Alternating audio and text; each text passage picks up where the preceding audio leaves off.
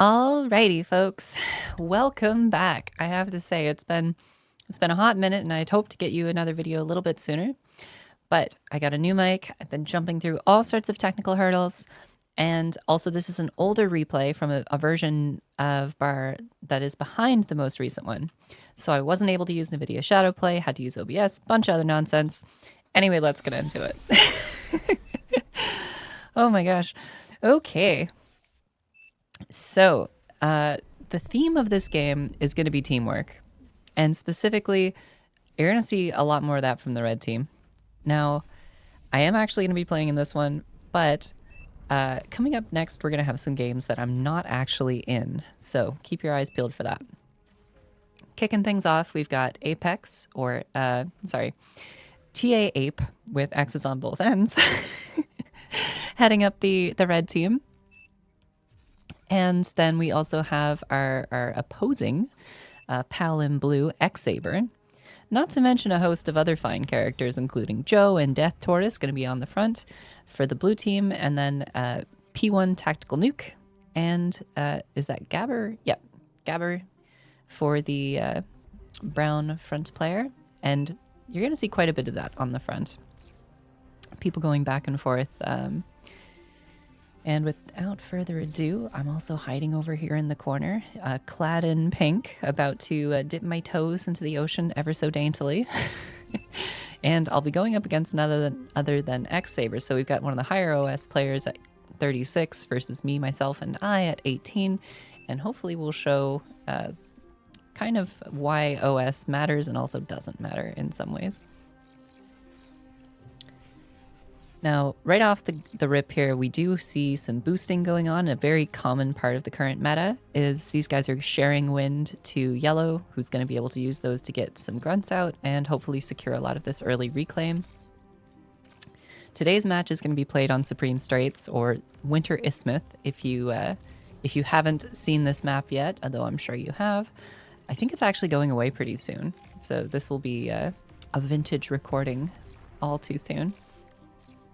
Joe coming in with some res bots of their own, although you could see that at the beginning he had them reclaiming the trees. I think he just had a res command kind of like that, and it was missing out. So it's a bit of a shame because he probably could have got a bit more of the reclaim had he changed up those strategies there. Now, initially here, yellow seems to have a bit of an advantage and is going to do the smart thing, which is to actually just push straight through, because the biggest thing about winning front is to not remain static. And so because brown has enough units and grunts here to still hold the line, that means that Tactical Nuke feels confident enough to be able to go in and push into Death Tortoise. Death Tortoise, who is playing vehicles, also means it's a bit of a slower start. Now, when you play vehicles, there's a tendency for you to lose the early part of the game and then win the latter part. So they'll lose ground initially, but then because they're making artillery and missile trucks and things that have long range, they're able to come in and clean up a lot of the T1 defenses that the opposing player might drop. So even though they don't get that secured control. But that being said, this is still a very strong start. You know, they're managing to get one of Geo's mexes. They have taken out a good portion of the front and put pressure so that there's still no units here now. It would have been kind of nice to see Brown send a few more of these guys in, but because neither Tactical Nuke nor Gabber has moved up, they really can't afford to risk letting Joe go in and make a counter push, doing basically the same thing that they just did. Gotta grab some water here. I don't know about you folks, but for me it is a very cold, very dry Canadian winter, and the struggle is so real. Okay, let's see some of the other folks here. So coming in for the pond, we have Brodo Swaggins. Just phenomenal name, honestly. Absolutely stellar. And as you can see here, I've just discovered that blue is in the water. Now, blue is playing an Armada C, which you don't see as often these days. It used to be, once upon a time, that it was almost standard to always see only Armada in the ocean, only Dolphin spam, which is kind of the old meta, and he is still doing that. Much more common, you'll see the Cortex Navy now, but because I'm used to going up against other Cortex players and being short ocean and other long sea players being a little bit slower, I was trying to rush destroyers, but specifically against dolphins, that's not going to be a great matchup. Now, opposite of Brodo-Swagons, we have Death Kebab. Death Kebab over here is going for a pincer rush, at least a little bit.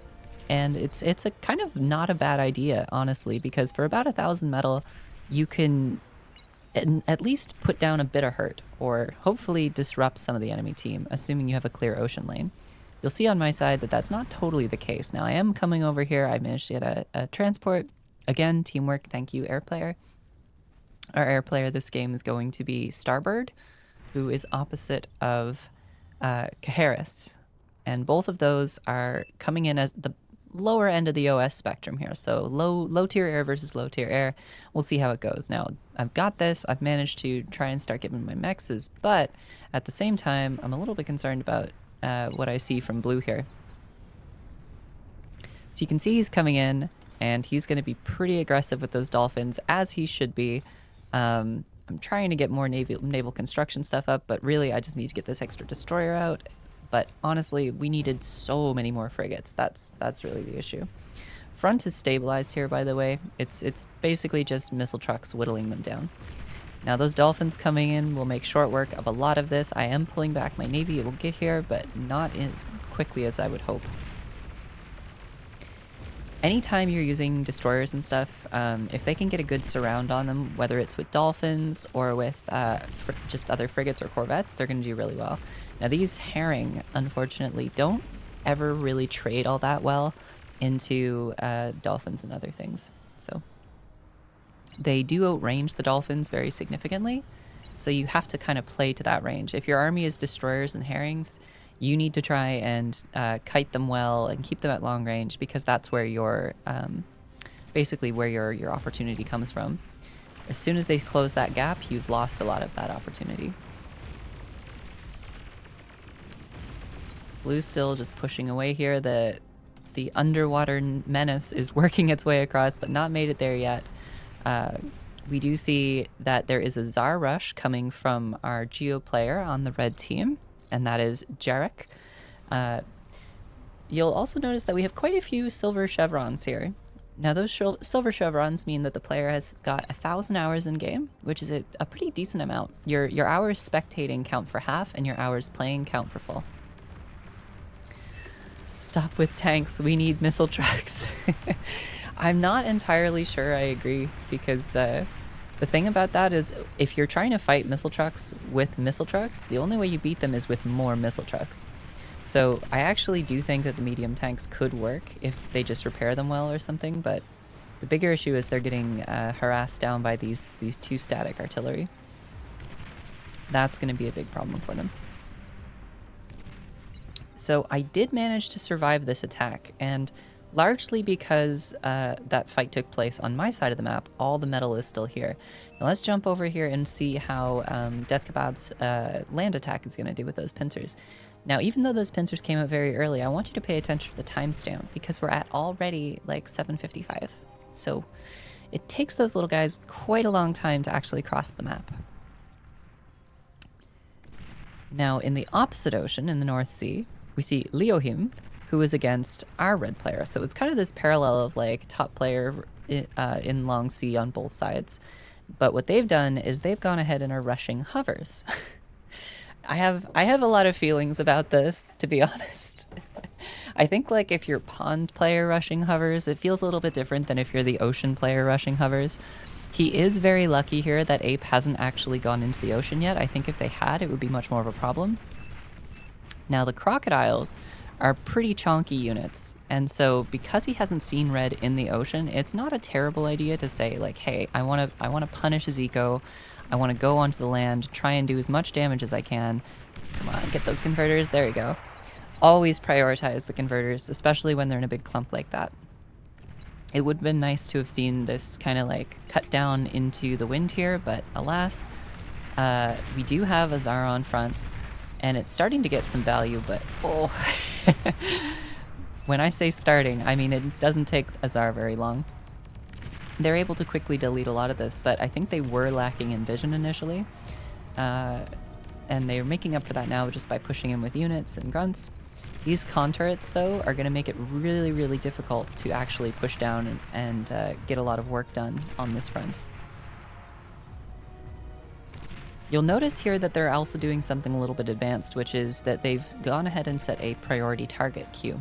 So if you press Y and you select a unit of a specific type, you're able to tell your units to prioritize attacking units of the opposing type or the selected type. What is this? We got the crocodile. The crocodile is still down here, just working away, taking out some of these torpedo launchers, which are really good at denying enemy boats from pushing in. Now, the whole reason this is happening is essentially White has gone ahead, or Jarek in this case, has gone ahead and asked for vision because unfortunately they did lose their radar vehicle. So they have the jammer but not the radar vehicle, and that means they're going to struggle to actually see what they're targeting. So now that they're in range, the priority target wants to do it, but it can only do it when it can see it. So right now, if he was to manually target with the A button, or A key, and then drop it down, he would be able to keep attacking these even when they lose vision. But right now, because he's only using priority target, if they lose vision, they're going to stop attacking. And that's really going to be the big thing that thwarts this attack. It takes Cesar quite a long time to turn around and retarget. Oh my gosh, but what you see happen there was these two artillery were focusing this commander, and this one blew up, which then chained into this one, which then took out the Tsar. Oh man, it's you do hate to see it. It's such a tough blow because we've gone from what looked like the red team winning this front very overwhelmingly to now it feeling quite decidedly back in Blue's court. Now, I missed this, but just going from memory here, I had actually taken the island, but then Blue had walked up, captured the turret as it was almost done, and I ended up having to use my transport and fly my little guy back. Otherwise, I wasn't going to be able to contest the comm. Blue does have a sub here that he could be using to take out these my little ocean mexes, but isn't doing that. I'm kind of grateful for it, but I think it's just a bit of an APM stall or something else. The Dolphins here, we're trying to get some value against the land units, and I'm moving my navy up to try and counter his. The T2s have started coming out here. We haven't really checked in with the eco players very much this match, so let's see what they're up to. So we have Nellius in pink for the red team, and he's gone ahead and doing the sort of wind strategy that you see an awful lot these days, where you kind of build butlers or something like that, and you pump out just wind and T1 energy converters, versus the kind of more standard thing on the other side where they're going into fusions and that sort of thing. Not really using the butlers as much, but I'm expecting to see the majority of Pink's eco will be just wind for quite some time. Red is actually already going for their first APHIS, which is kind of interesting. We'll see how that pans out for them. Now up here on this side, I am able to actually snipe one of the T1 arties. However, I don't think I have great vision. Oh no, I guess I can see it, but I just can't reach. So I can target like the lab, and that's pretty much the extent of what I'm going to be able to do here. Now, yellow at this point is still just making grunts and upgrading their mexes and going for a lot of static defense. Now, like this, just one of these isn't so bad to see, but we'll have to see how that continues to play out. Blue is pinging my boats here as I'm taking out their labs and trying to, and this is really a smart move on their part, because in case you didn't know, if you reclaim a structure just before it dies, if you can manage to reclaim it instead of damage being the last thing that hits it, you get the full metal value back for it. So very, very quick micro moves from green, but fantastic to see. Same for the air player coming in here with the shurikens. I do ping for air, and we see our air player sort of responding with a few fighters, but I'm more than likely going to end up losing 2 destroyers and a frigate here, which is going to hurt a lot. In the opposite sea, we do see that CUC, very good, Liv. We do see that Leohim is gone into T2, And I think they're trying to get their T2 mexes up, which they have done. Pushing down for this one now to get the 4th. I think I'm scrolling in and out a little bit too much again. We talked about this last time. I'm working on it, folks. I'm working on it. At least I've got the smooth scroll on. So this is another case of just, you know, overwhelming units because there's not a lot of opposite units. And the reason for that, again, is P1 Tactical is really focused on those static defenses. So they're going for the Cerberus. I don't mind seeing the Cerberus come up, but I think after that it would be a good transition back into units. Would be the play that I would make, at least. Not a lot of fighters on either side, really. There's a little bit more in favor for the blue team. I think Orange lost a few pushing up into the front that time. Overall, they're going for their T2, and at the same time, we see Kaharis is doing an Aphis and has already got their T2, so they're a little bit ahead. In terms of the eco, we're looking at 39 to, let's see here, to plus 50. So thanks to that wind economy, I think they're already ahead by a fair margin, and a part of it could just be that they don't have enough converters. It's kind of hard to say. Now, red also has control of this island, and blue has the opposing island, and neither player is really doing too much with it. Because I saw that blue was making so many dolphins, I figured I would go into submarines, because submarines can't be targeted by the dolphins. Now, all that said, these subs will do a good job at doing things like this. Like, if you can kind of get in behind people, and with just a couple subs, you can target something like a shipyard or their mexes or something like that, you'll do quite well. Unfortunately, he just manages to get that destroyer out before I popped his lab. It would have been so much better had I been able to get it. That will still slow him down a bit, but 4 destroyers can easily clean up 2 subs.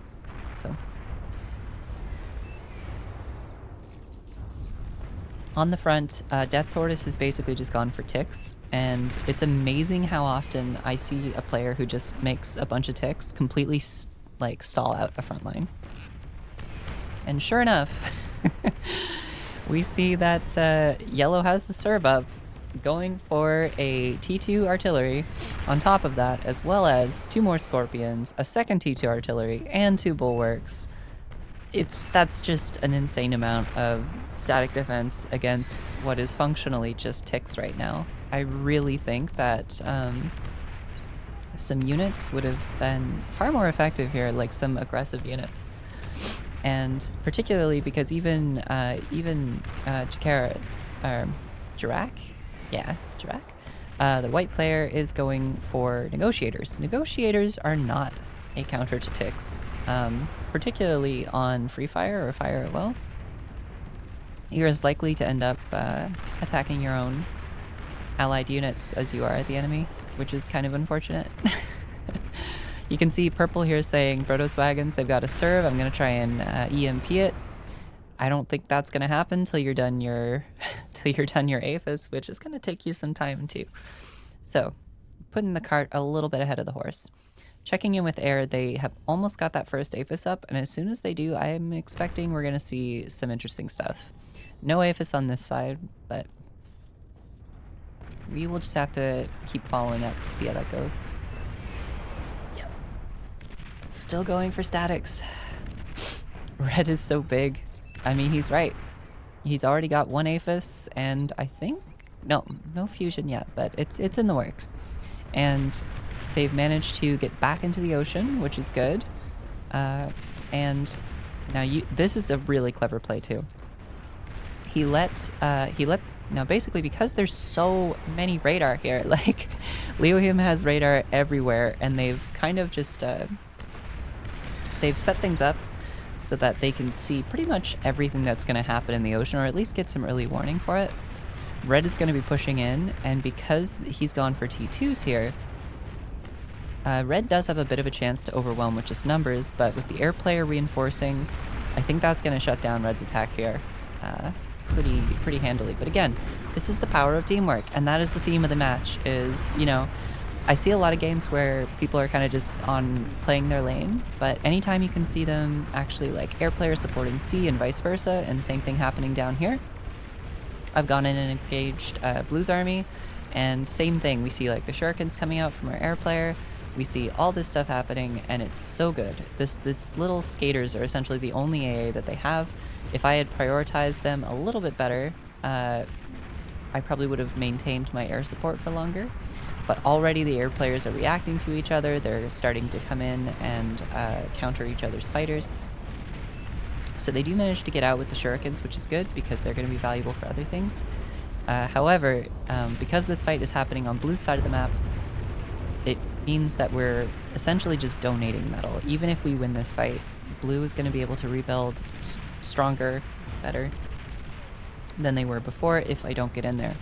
Which is why you'll see I'm pumping out a few of these Death Cavalry to try and get over there and salvage some of it, but he's going to end up winning this fight, and along with winning that fight, it's going to be a very difficult time to try and come back from.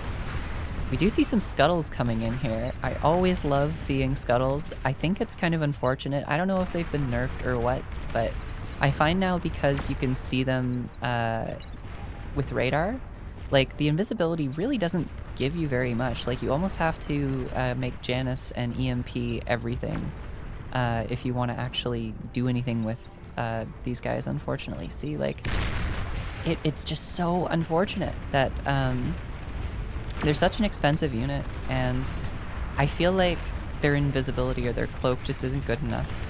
I feel like, yeah, they need some little some little jammer or something built into them, because otherwise they get countered without even needing to build the anti-stealth unit. Like the tracers, you don't even need it because they can functionally, like, this is what these guys see, just so you can see here. They see that dot. It's not accurate, but it's still enough that turrets and everything will auto-target it.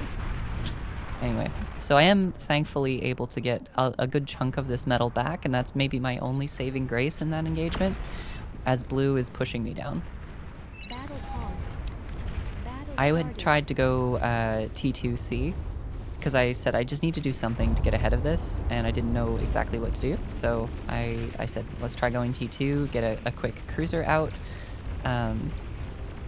Very thankfully, you'll also note that, again, Jirak is saying, well, I'll help you with ducks. So we've got a whole bunch of ducks coming in, 4K metal in ducks. It's a lot. And if they're not careful, they can end up being a pretty expensive donation too. So we want to try and do our best with those. But now that I've had a fight happen on my side of the map, we're sort of over here just both reclaiming. Unfortunately, I'm somehow reclaiming energy here too, instead of focusing on the metal. That's very not good. But if I can get my T2 lab back up and eat up some of this here, I should be in a pretty good spot. Plus, with all these ducks going across, a now whopping 5,600 metal in ducks, that's huge. These fronts have basically just become static. There's still almost 0 units coming out from P1 Tactical. They have a T1 lab. They have not shown any interest in actually going to T2. They also still haven't even eaten their T1 solars.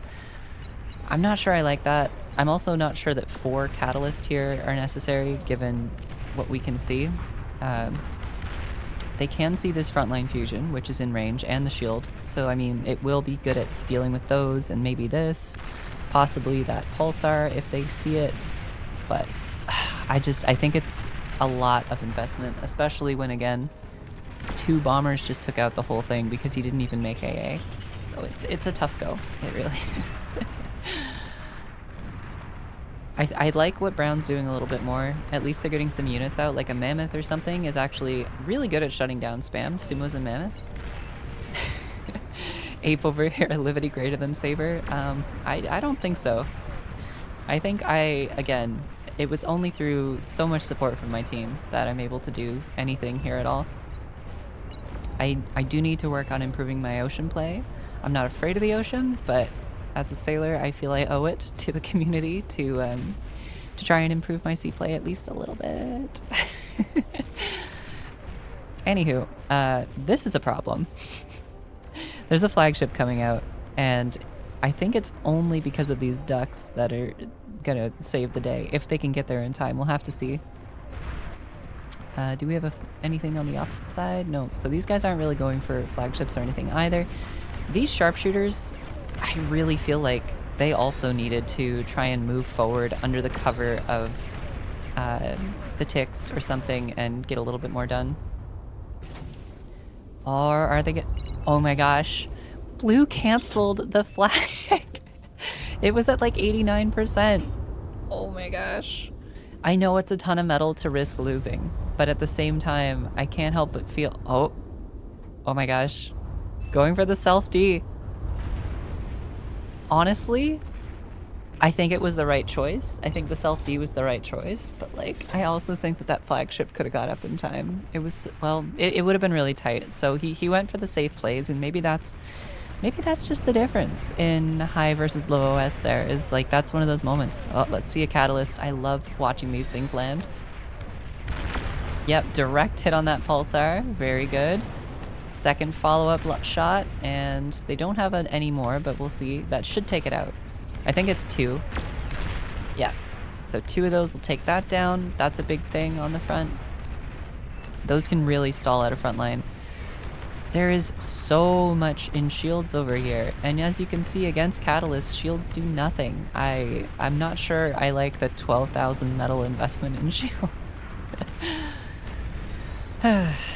But with that that little exchange over here, functionally, it's kind of interesting because the commander exploded there. None of the lab or those ducks' corpses are left for reclaim, which would have been a very big influence. But where blue has chosen to self-D, none of that's going to matter. Now red here has gone for just a T1 army still, so we're kind of seeing T1 versus T1. Even though both sides have T2 labs, they're really focused on just trying to get the number of units out there and do something here. We see air is coming in again to help reinforce, but red is making a wise decision and going for more of the infrastructure than trying to fight the actual navy and whittle down the navy itself. I think taking out the build power and stuff is really your best option here. Oh, not gonna get it. That advanced converter would have been a nice little thing to probably round out the value on that, but you do see pink is reacting. So at this moment, we haven't checked in with the eco, but basically we have just a ton of APHIS over here, and they've chosen to take their eco and dump it into air. So we have 2 air players for the red team. And on the opposing side, we see we're going for Marauders and Tick Spam. Now, all those fighters going in without a bomber or really anything to follow it up, I'm not sure I like. I would have liked to have seen them escort something. This is kind of funny, is red has actually just landed all these all those radar planes. So they have a pretty good vision of both the advanced geo and all that other stuff on the front, which is good to know. Same as this advanced geo too. Oh no, it is a Cerberus, okay. I thought that was an advanced geo for some reason. Does this team, I think it's that the red team thinks it's an advanced geo because it was an advanced geo initially. Yeah, so they made it an advanced and then turned it into the Cerb later. It's so dangerous and risky to put those on the front. Now those Razors are coming in against a world of static defense, although there's not that much static defense left. Though there is a Mammoth here and just a ton of Sumos. And between the Cerb and the Mammoth and the Sumos, those Razors are not going to get much value and will probably just end up being a donation again as well. And that's correct. At a 2k donation. However, the Marauders are going to get a ton of value, sweeping through tactical nuke space without really too much issue, and going into brown. Will they get the APHIS on this? That would be huge. They're going to get those advanced converters. If they get the other set of advanced converters, I think that's enough to take out the fusion, and then from there it would be easy work to get the APHIS. Oh my gosh. Yep, there goes the first one. There goes the build power. And the rest are going to be paralyzed, so just barely that Avis and the lab escape, but that's definitely going to be a big setback for the red team's front.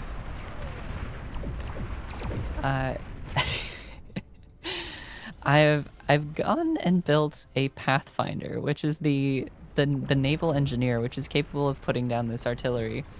I don't think it actually reaches to Blue's Aphis here. I was kind of hoping it would, but ah well. Anyway, I was just trying to get a foothold on the land here anyway for something kind of goofy that comes up later.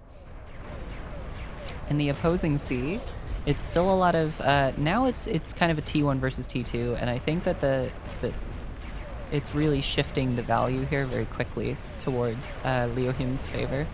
There's just so much metal that's been left on the ground, and he's able to quickly eat that up and turn it into T2. And as long as Red keeps sending T1, it's not going to be great. Plus, Red is also making just a ton of these radar planes, and I love to see that because I really do think that we underestimate the value of vision a lot of the time. It's really important to think about that. Now, I am in range of so much stuff down here, but unfortunately, I can't see any of it. If Red had sent some of those, you know, some of these radar planes over here, and just kind of, even if he took like this many, and just flew them down and around, I would have perfect vision and be able to very quickly snipe all that down and get a ton of value. But at the same time, we see, once again, some scuttle play, except this time, there are no radars here. So I'm expecting some pretty good value, because Scuttle really only get value now when there's no radar. These vanguards are also able to do a ton of damage to my my missile boats. I'm not giving up though. A lot of people would rush a flag here. I am going to be making a flagship, but I am a big believer in just trying to get a lot of value with missile boats. As soon as you win the sea, I almost immediately go into missile boats for this very reason. I'm blind firing here. Oh no, I can see that there's like some wind turbines and converters. Let's see. Oh yeah, juicy chunks of 3 by whatever. But this is really what's gonna seal the deal. This flyover here, now I can see what I'm targeting. And so I've dropped a couple missiles on these converters, a couple missiles on the build power, and this is gonna be putting him in a pretty desperate spot very quickly. And here we go. Let's watch for it. Boom! And there goes all of that. Gosh. And so this was able to take out a lot of the things that are coming forward, and there goes the Scuttles, finally getting the Aphis for blue. So now purple and blue have both just lost the majority of their eco, and things are starting to look a little bit grim. However, purple does still have, sorry, let's say his name here, Brotoswaggins, because it's just such a good name. Having these 2 Thors out and having all that, honestly, I think if the Thors had pushed with a little bit more support, oh my gosh, there's the resign vote. It's so tough. I had gone ahead and set up some T1 land stuff over here, and I was planning to try and push in. It's not going to be a thing today, but the body was willing, we'll say. And that final scuttle is, I think it's also going to manage to knock out all that build power, and I don't think it'll kill this. I think that's strong enough to survive it. Yeah. Good to know though. I think it looks like it takes about three scuttles to kill a T3 lab. It's a good number to keep in the back of your head, by the way, if you're using it for other things. Someone is dropping Junos down here, but it's not going to be enough to actually counter grunts. I wonder if that'll ever change. Like, it'd be interesting if Junos also countered grunts and pawns. Like, I think the game would be in a very different place because spam just has such a predominant role in the majority of games these days. So making that a little bit different would be interesting. Anti-air hovers. I don't know that I've ever seen someone actually build these.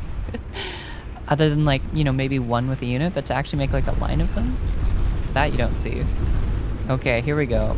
So cruisers into subs. Cruisers will handily beat subs in the same way that destroyers beat subs in T1. Okay, we got the lightning boats going on. my gosh, cruisers into anti-air. They will pretty handily beat anti-air, but it just feels like Red's making some donations on this one. I don't know. I like what Red's doing overall. I like they're splitting things up, but honestly, with this many APHIS and a metal income of 575, I don't know, like, I feel like they just need to go into bigger units. Like, I think they need to be making destroyers and flagships and things like that, and they could probably win. I think that too many of these little T1 ships and destroyers is not gonna do it for them. I'm able to target that down with my my missile ships, and more importantly, I've got a flag at the same time that Leohim has a flag. So now both South and North Sea have a flagship. You don't often get to see games where it's like even in this way, where like both sides have that. Gotta get some water. My goodness, these dry winters are brutal. They really are.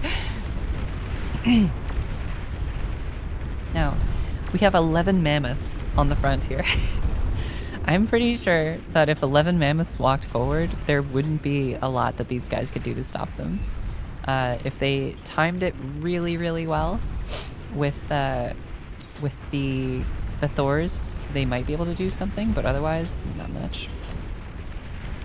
Now, what do I have vision of over here with this flag? Okay, so I can actually see these fusions, and you can see I'm already trying to target them. And let's see. Yeah, so there goes the converter, and we're gonna keep going and try and get those fusions down, because once they're gone, I know that's gonna chain pretty nicely, and it did. Take out more of the build power, try and shut down the spam labs. The next thing on the list, of course, is the Cerberus, trying to close that out. This flagship, however, is more focused on just trying to deal with the many units that Red has set up. But, wow. See, Red's eco is so strong that he's overflowing metal. Now at 719 energy or metal a second versus just 148 for Leohim. I think eco-wise, yeah, I'm only on 2 APHIS, and he's on 4. Wow. But I think he's just lacking, yeah, he's lacking the converters to really do something. Oh no, I guess he has these ones, but yeah. So Red can, at this point, they could be just making, oh my gosh, they're making like a Predator a second. This is kind of crazy. That plus the torpedo bombers. Torpedo bombers are such a strong way to deal with flagships and ocean. So there goes their flag already. Now on my side, the Vanguards are doing quite a good job against a flagship. Now I've always kind of thought it's strange that Vanguards don't cost energy to fire. I get why it works that way because a lot of other things work that way, but at the same time, I don't know, something about Vanguards, they're basically just like an LRPC with legs. So it's kind of surprising to me that you don't need energy to fire them, because Purple still has functionally no economy here. Like, they still don't even, they haven't really rebuilt since I attacked them. Yes, Red has put, I think those are medium mines, but they will stop most things that are trying to come ashore. And there is a fair chunk of metal here. There's 22k metal. That could easily be either another flag or something crazy. Yeah. And oh my gosh, the Shivas here. Eco has just been pumping out, like, this is also like a Shiva a second. Yeah. Just look at that line of Apis. Wow. However, I mean, I personally would have sent these in at this point. They've already got enough. But the resign vote is called. And what a game, honestly. What a game. Just so much back and forth on both oceans. Like, it could have been flipped at either time. The front could have been flipped a couple of times. Either way, hopefully I'll be bringing you a lot more games very soon. There's our final stats here. Looking like North Sea, and yeah, North Sea was where the damage was at. I'll let you know that I was up there. For a little while I was top damage, but Red Zico went a little too crazy. Alright. Oh, let me show you graphs real quick too. hopefully I'll be bringing you some more stuff soon. I've got hopefully another couple videos coming out. I'm still working on trying to figure out how to set up all the mic stuff, and hope I'll be showing you some more Thunder and other games as well soon too. So hope you stay tuned. Cheers.